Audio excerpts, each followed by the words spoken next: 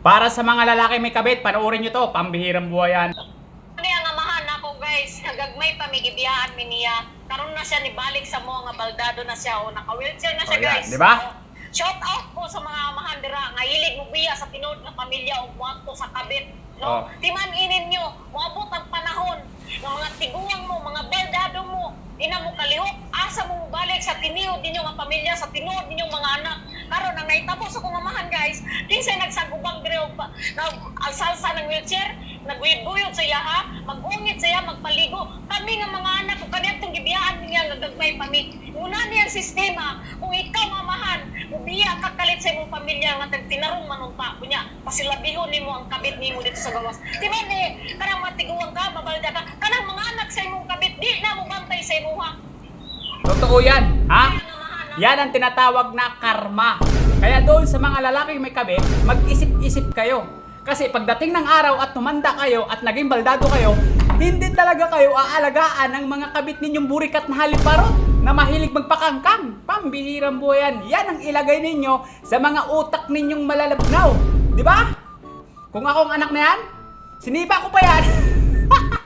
Real talk lang. Pambihirang buhay yan. Pinabayaan mo kami nung maliliit kami, tapos ngayong nagkasakit kang hayop ka, ha? Magpapalaga ka sa amin? Pambihirang buhay yan. Common sense naman ako. Kaya doon sa mga lalaki may kabit, ha? Panoorin nyo tong video na to, baka matauhan kayo para hindi pa huli ang lahat. Pambihirang buhay yan. Baka yan ang mangyayari sa inyo pag hindi kayo nagbago. Diba? Real talk yan, mindset pa. Kaya mindset ha? Sa mga lalaking mahilig mga bityan, ha? Pag-isipan ninyo na mabuti, ha? Pambihirang buhay yan bago kayo mga bit. Dahil darating talaga ang araw, ha?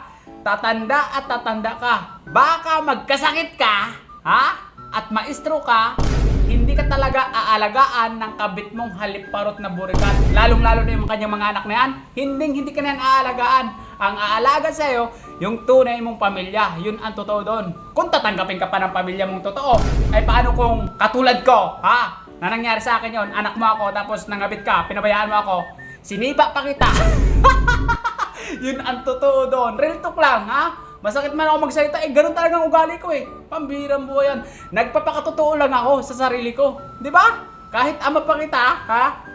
Kung ikaw ay nangabit at pinabayaan mo kami na malilit pa kami, aywan ko lang kung anong sasabihin mo sa akin. Di ba? Huwag mo sabihin may utang na loob ako sa'yo. Oo, nandun na tayo, may utang na loob ako sa'yo bilang isang anak, pero pinabayaan mo kami, naghihirap kami, tapos ngayong nagkasakit ka, sa amin ka magpaalaga, pero yung malakas ka pa at nagpapakasarap pa sa kabit mong burikat na haliparot, talagang hindi mo kami naisip, di ba? Kaya real talk yan ha, sa mga lalaki may kabit, pambihirang buhay yan. Hindi pa huli ang lahat, magbago na kayo, pambihirang buhay talaga.